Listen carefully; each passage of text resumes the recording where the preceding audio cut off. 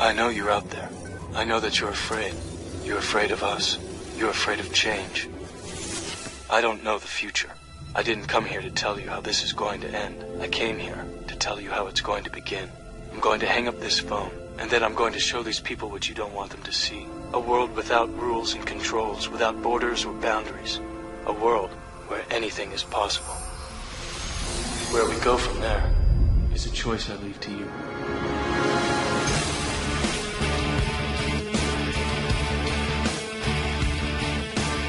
The KrisAnne Hall Show. Any varmint that crosses that lady's path has met its match. Come on!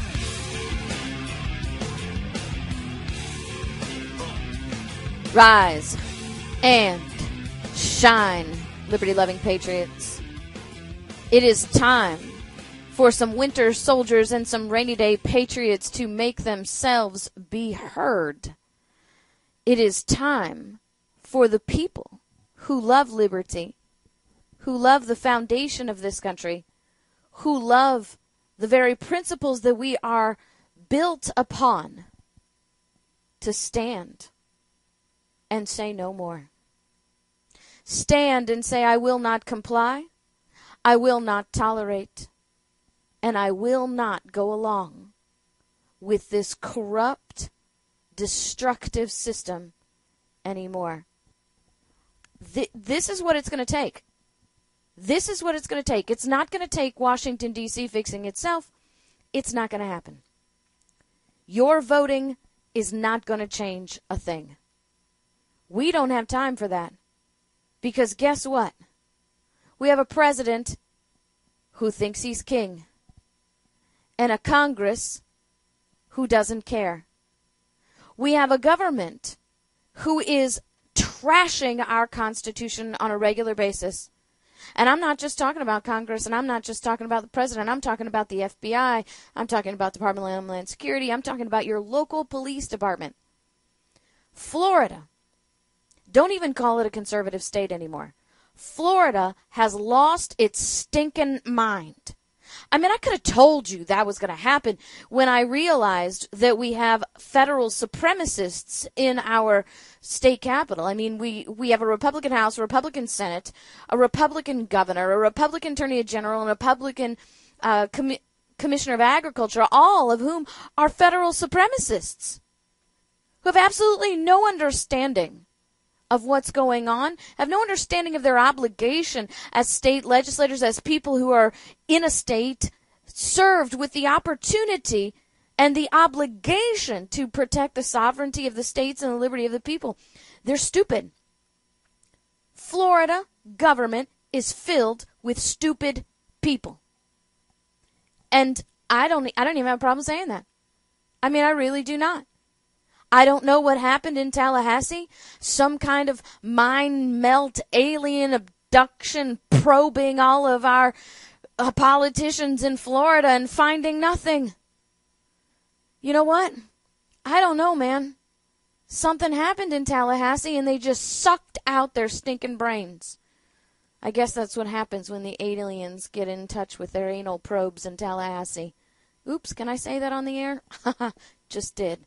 Anyway, I told you last week about the Army spying on our citizens in Washington, but I also told you last week about the FBI raiding a family's home, prepper family, mind you, with flash grenades in neighbors' cars, swarms of vehicles and helicopters, all because the people owned guns that were not in the National Registry or not approved by the Federal Treasury. You know, I'm still trying to connect my brain on that one. How does the Federal Treasury match up with the Second Amendment? I'm just not wrapping my brain around that one. I really want to know that.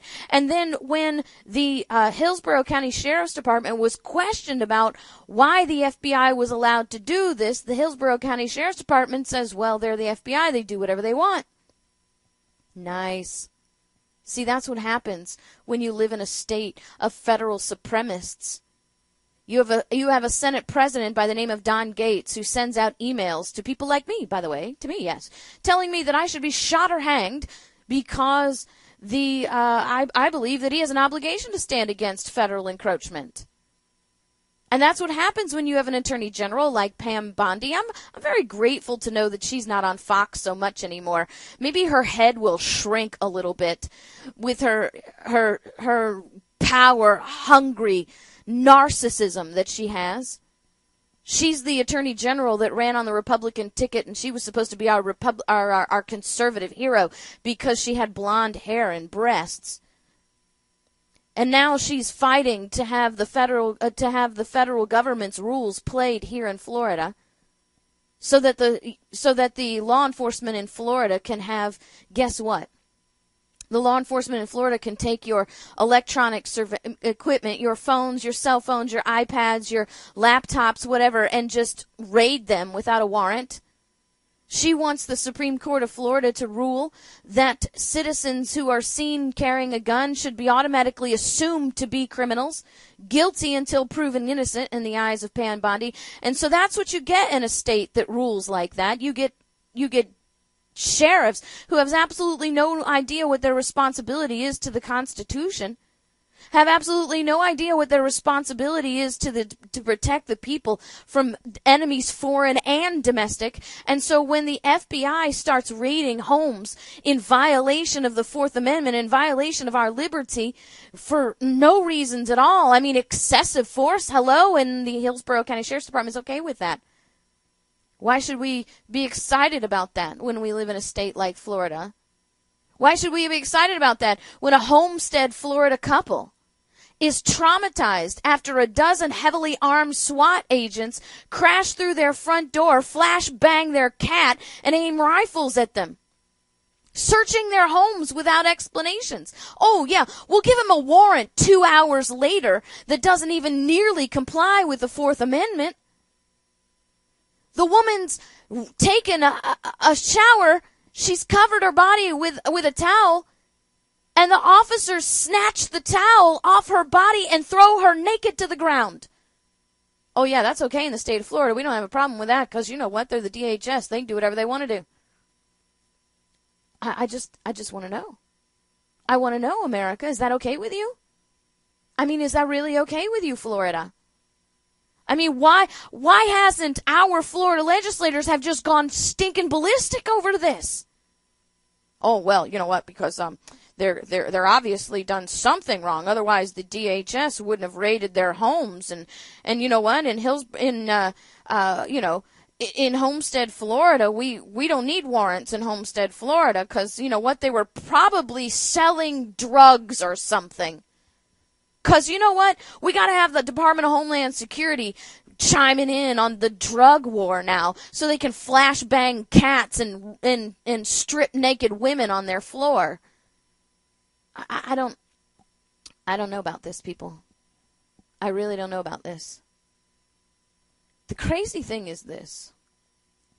Ted Cruz spoke at the Faith and Freedom Coalition annual conference in Washington, D.C. last week and said, no time in our nation's history have we seen threats like these to our religious liberty. We see our foreign policy collapsing every week as the world is getting more and more dangerous. And then he says, we have never seen times. Threats we're facing in this country are unprecedented. Problem is, I beg to differ with Mr. Cruz. Apparently, he hasn't picked up and read the Declaration of Independence lately. So I thought maybe we'd look at some of these unprecedented threats. He has kept among us in times of peace standing armies without the consent of our legislators. Well, maybe Cruz has a point there. That was a grievance against the king. That's a grievance that we should have against our king, only our legislators approved today. So maybe that's the unprecedented part that Cruz was talking about. The fact that we do have standing armies in our presence, kept among us in times of peace, but but our legislators approve of it. So there you go. He has made judges dependent upon his will alone for the tenure of their offices and the amount and payment of their salaries. Well, that's not unprecedented. We have that today, don't we? Roberts and all these other federal judges that are dependent on the federal government for their salaries, dependent upon the appointment of the King Barry and his continued consent of their seat, because once again, Congress will do nothing. He has erected to a multitude of new offices and sent hither swarms of officers to eat out our substances and harass our people. Oh, that's not unprecedented. That was against the king back then, too. And a multitude of new offices. How many new czars do we have? How many new SWAT teams do we have? How many new regulatory agencies with regulatory policies whose only purpose is to harass the people and eat out their substances? I don't know. He is affected to render the military independent of and superior to the civil power. Well, there you go. I mean, we're doing that right now. Remember the report that I gave you last week about the U.S. Army spying on local citizens in the name of national security? Let's talk about the NDAA in 2012, 2013, 2014, and again in 2015. Let's talk about the NSA spying on us. Oh, yeah, that's right. The House has made an unprecedented move to slow down the spying, but it still wasn't enough. I'm sorry, probably not enough for 94. 94 Republicans voted against this. Not because it wasn't slowing down the government enough, because they don't want it slowed down. Hey, look at the list of people who voted against it, and you'll know exactly why. Hawks, I tell you, all the lot of them. Michelle Bachmann, once again, defending the federal government spying on our people in the name of national security, for imposing taxes on us without our consent. Oh, that's not unprecedented. That again was the Declaration of Independence. He has refused his assent to laws, the most wholesome and necessary for the public good. I just want you to see, these are not unprecedented, but we have an unprecedented situation that needs to be dealt with. The KrisAnne Hall Show. She's Liberty's lobbyist.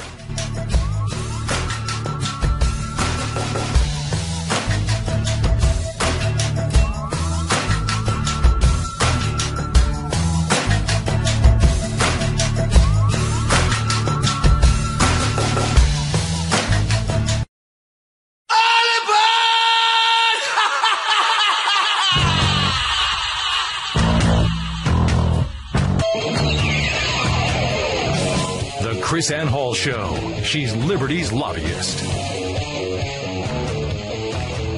Ted Cruz says we are seeing unprecedented threat on this country, and I beg to differ. I really don't think it's unprecedented. As we go through the Declaration of Independence and we talk about the NSA spying on us, we talk about being indefinitely detained, we talk about flash-banging cats, we talk about the federal government raiding people's homes and ripping towels and throwing women naked to the floor. We talk about the Bureau of Land Management tasing people for protesting and throwing 56-year-old cancer patients to the ground. We talk about the federal government in the guise of the U.S. Army spying on citizens who want to protest war. We talk about, the stealing of our land through the BLM, through the EPA, through the FDA, stealing our property and our businesses. He has forbidden his governors to pass laws of immediate and pressing importance, unless suspended in their operation till his assent should be obtained. And when so suspended, he is utterly neglected to attend to them. We need to translate that, okay? The king is telling the governors they can't do what they need to do to protect their states and keep the people, the situations lawful in the states, unless the king gives the permission to do it. And then says, okay, when I'm ready to give you permission, I'll do it, but then never gets around to it. Hello? Protecting your border states. Any governors trying to do that with King Barry not allowing them and the King Congress standing behind them? and the oligarchy of thieves we know as the Supreme Court standing behind the king and his court? I don't understand this. Oh, here's a good one. He has dissolved representative houses repeatedly for opposing with manly firmness his invasion on the rights of the people. Well, I think maybe Mr. Cruz might have an unprecedented point there. I have yet to see any people in our houses, whether they be the Senate or the House of Representatives, opposing this king with manly firmness for his invasions on our rights. But our King Barry has dissolved our Congress repeatedly. You know, he doesn't have to dissolve Congress by sending them home and dismissing them. Saying he has a phone and a pen, saying he'll pass laws if they won't, saying that he doesn't need Congress to go to war. No, he doesn't. Oh, no. And Mitch McConnell's okay with that because Mitch McConnell has no manly firmness in him. Senator Minority Leader Mitch McConnell said Obama was comfortable with the extraordinary war powers granted to him by the Iraq resolution because we thought George Bush was okay with that power, which the president, Mitch McConnell says, believes allows him to circumvent Congress regarding that. And then here's what Mitch McConnell says about this conversation about this new war effort. We had a good discussion, McConnell said. The president basically just briefed us on the situation in Iraq and indicated that he didn't feel he had any need for authority from us for the steps that he might take and indicated he would keep us posted. Well, of course, Mitch McConnell's not going to have a problem with that because he wants to go to war.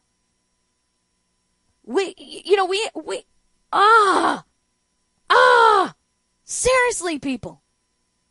As if we haven't seen enough disaster in this warmongering foreign policy that we've adopted. Seriously. We created this problem in Iraq with the first Iraq war, but we didn't learn our lesson when we created Al-Qaeda when we tried to defeat Russia, and now we have a global war on terror based on an Al-Qaeda we created. But McConnell's okay with that. Oh, and it didn't take Marco Rubio long to chime in on that. Remember, Rubio was the first one to jump up and say, war, we need war in Syria. We got to go to Syria. And now he's like, oh, we need to go Iraq. This is what we got to do. War. Oh, my goodness. Will somebody give Marco Rubio a Xanax, please? The man is so war hungry. Where did that come from? Holy cow. He wasn't even a colonel. Why would he be all war hungry? Maybe he's a wannabe. Maybe somebody told him he couldn't join the military. He had flat feet or something, and now he's all hawkish because he wants to be a soldier or something. Hey, I'm just trying to show you this is not unprecedented. We are dealing with the same history being repeated from centuries ago. And when are we going to wake up and smell the tyranny? Hey, I don't know what to tell you anymore. I'm sounding the alarm. Let's wake up. The KrisAnne Hall Show. She's Liberty's lobbyist.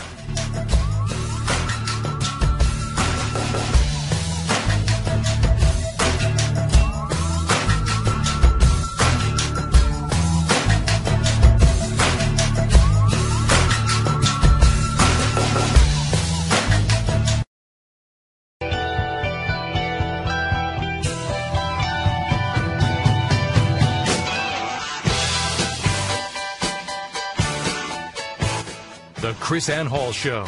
She's Liberty's lobbyist. Yeah, I'm KrisAnne Hall. I know I'm going to sound a little bit different today, a little bit bolder, a little bit more aggressive, but it's still me. Go to my website, KrisAnneHall.com, KrisAnnehall.com, and listen to other podcasts. The voice is just the same, just a little bit more aggravated today, perhaps because I've spent 2 days in bed with food poisoning and 2 nights trying to fly out of an airport that keeps canceling my flights. I don't know. Maybe that's what's making me a little bit aggressive. Or maybe it's just the utter stupidity that I'm seeing in government. and the reliance on the general public for the government to fix its own problems. I don't know. What are we going to do? We have got to wake up to what is going on. 94 Republicans in the House against the stopping the NSA from backdooring our Fourth Amendment. See, that's all that does. It doesn't even match up to Amash's USA Freedom Act. Doesn't even match up to that, which got watered down by the House after they, laid prostrate at the feet of Obama and started licking his toenails. Yeah, because that's what Boehner does. At least he doesn't in his sleep. I know he wakes up in the middle of the night and has to take a shower because he's had his wild and crazy dreams about his time alone with Obama. But this is crazy now. This is absolutely crazy. And am I being harsh today? I don't know. I'm just trying to shake some people awake. Flash banging cats, people. Flash banging cats. We flash bang babies. We flash bang people in their cars now. We have swarms of copters and FBI agents, and that's okay. We're all right with that. We must be all right with that because I'm not seeing it anywhere in the mainstream media, and I'm not seeing congressmen going crazy. I'm not seeing Ted Cruz talking about this stuff. This is the FBI and the DHS. This is not your local law enforcement. This is federal government. This is violation of your liberty. And all they can do is talk about amnesty. Oh, why? Because we've got immigrants pouring across this country, across the borders, and dropping their children off. As if creating laws to make the criminals legal isn't bad enough. Now they're abandoning their children to us, and that's okay. Hey, you know what? If I abandoned my child in the middle of town square, somebody would be hunting me down and prosecuting me. Wow. But we have to feel sorry for these people who are abandoning their children? Do you know what I want to know? Why aren't we prosecuting parents for this? Why aren't we putting people into jail because then, we'd actually have to deport them or something, I guess. I don't know. Here's my solution to this problem. All of these children need to be put up for adoption right now. The minute they step over the border, their parents have abandoned them. You put them up for adoption. We have parents who are longing to have children, who cannot have children, who are going to foreign countries to adopt children. It's time to start a massive adoption campaign with all these toddlers. 378 toddlers abandoned across the border. I know plenty of loving parents who would love to adopt these beautiful little toddlers. Why are we housing them like this? Let's get them into adoption agencies. Let's get them into private agencies. Let's get them in public agencies. Let's just start a massive adoption campaign and see what happens. And then when their parents come forward and try to object to the adoption, you arrest them and throw them in prison for child abandonment and child abuse. That's what you got to do. Why are we... Because we have become such a weak and spineless country. Weak, spineless, and lawless. What in the world is going on in Mexico? Has anybody ever done a real investigation? Why do we have 378 toddlers among our illegal immigrant border surge? Why? What is going on in Mexico that the people want to leave there so badly?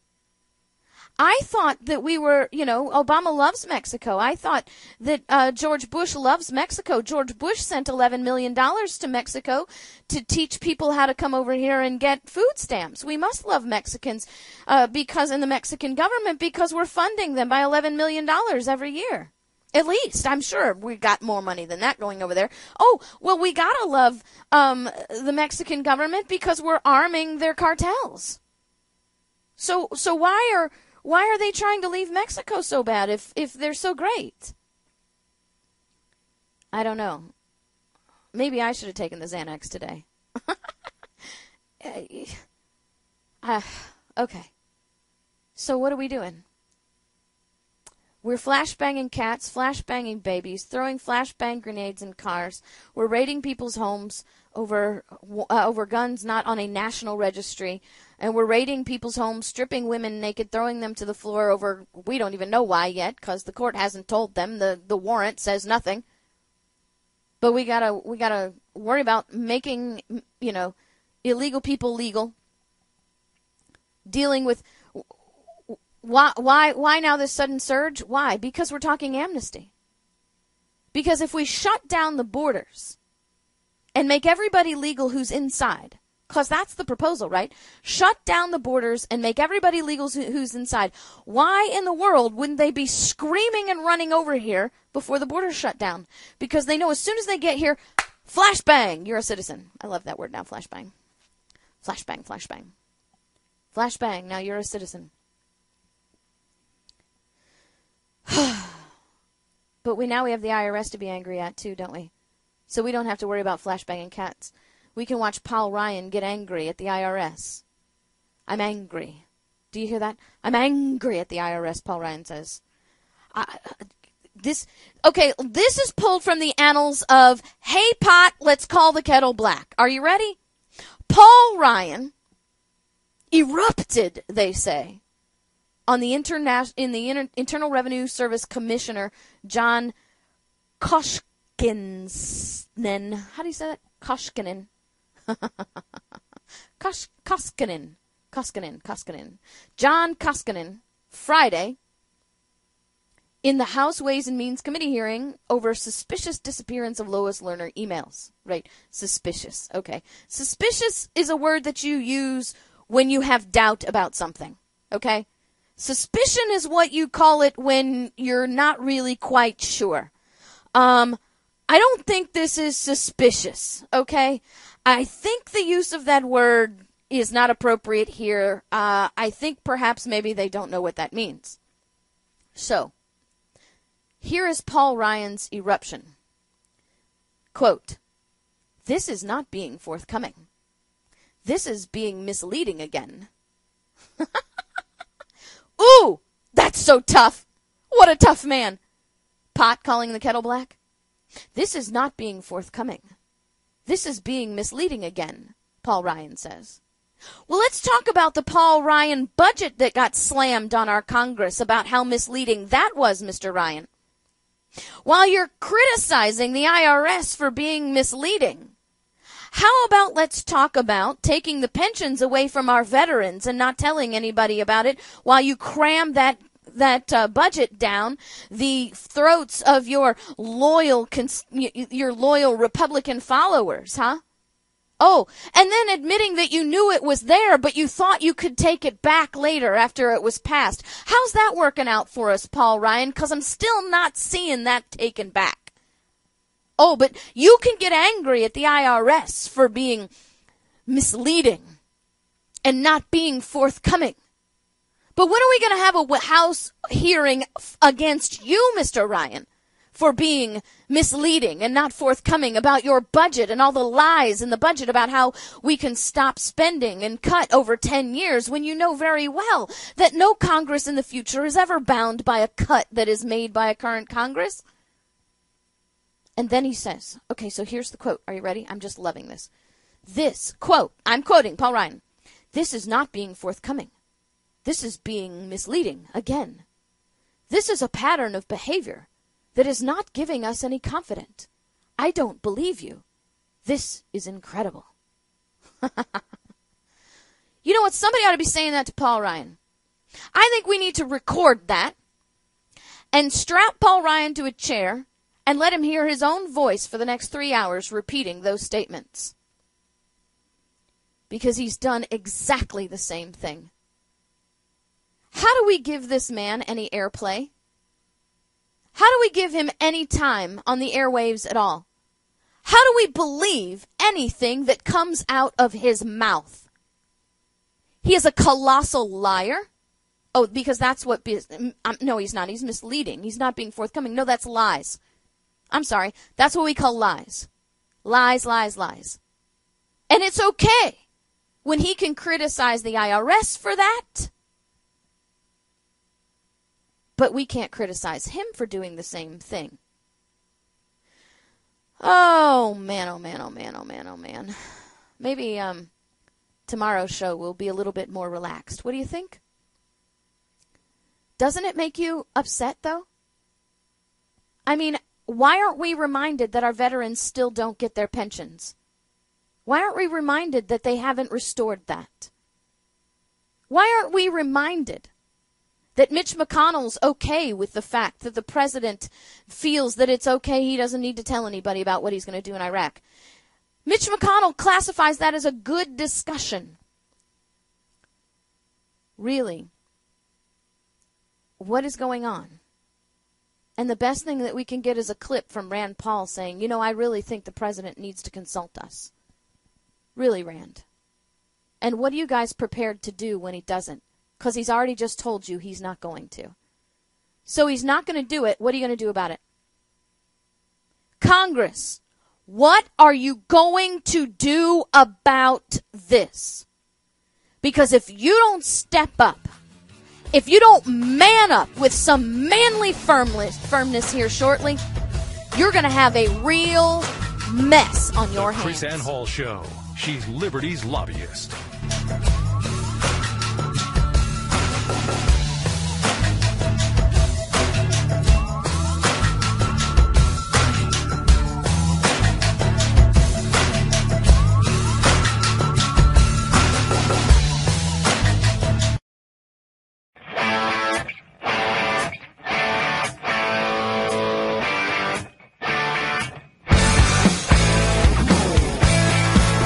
KrisAnne Hall Show.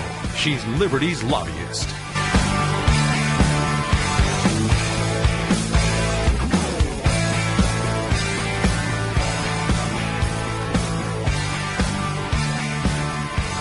Since I have absolutely no confidence whatsoever that anyone in Congress is ever going to stand up with any kind of manly firmness and defend our liberty, I'm just going to spend a few minutes today promoting my new book. I'm going to have it out to you. I'm trying to build up the anticipation. Are you ready? I'm building up the anticipation. We should be releasing it here very, very soon. I'm going to have the first hardback copy in my hand tomorrow. I'm excited about that. I can't wait to see it. The book is called Sovereign Duty. Yes, I use that term sovereign, which means I am now, as if I wasn't before, I am now clearly, squarely on the DHS domestic terrorist list because I have written a book about sovereignty, and sovereignty is a very, very, very seditious and defiant word. We don't want to use that. No, don't say that out loud because, then if you believe in sovereignty, then guess what? You are a domestic terrorist. Well, my new book, Sovereign Duty, is about what we need to do to get this federal government under control because they're not going to do it. And the very first chapter is called State Sovereignty. Who your states are, where they came from, what your state legislatures are supposed to be acting like. Their duty, according to the Constitution. Because your state legislators have a duty to the Constitution. They do. Remember, the Constitution's purpose is to preserve the blessings of liberty to ourselves and our posterity, and your states have an absolute obligation to the Constitution. Why? Well, in Chapter 3, you learn about the contractual agreement. Why is why are your state governments so duty-bound to keep the federal government limited? Because they're legally and contractually bound to do so. So they need to learn in the next chapter how to act like sovereign states. Because guess what? We need to teach them again. Too many of our states are ate up with federal supremacists like my Florida state is. Not enough states are like Kansas or Utah, who are willing to stand up for sovereignty, like Kansas, who says, hey, Eric Holder, the people of Kansas have spoken, and if you don't like how we think about the Second Amendment and the 10th Amendment, why don't you just come right on over here and try to do something about it? I have a chapter in my book on the constitutional sheriffs. What is the role of the sheriff? Where did the sheriff come from? How do we know what the sheriff is? What are they supposed to do? The sheriff. The role of the sheriff has changed very little over centuries. And his obligation to the people and to liberty and to keeping the peace is something that our sheriffs have completely forgotten. Not all of them. Yes, there's a chapter on Article 5 in my new book. And guess what? All of those naysayers who say KrisAnne Hall is anti-Article 5 will nana boo-boo.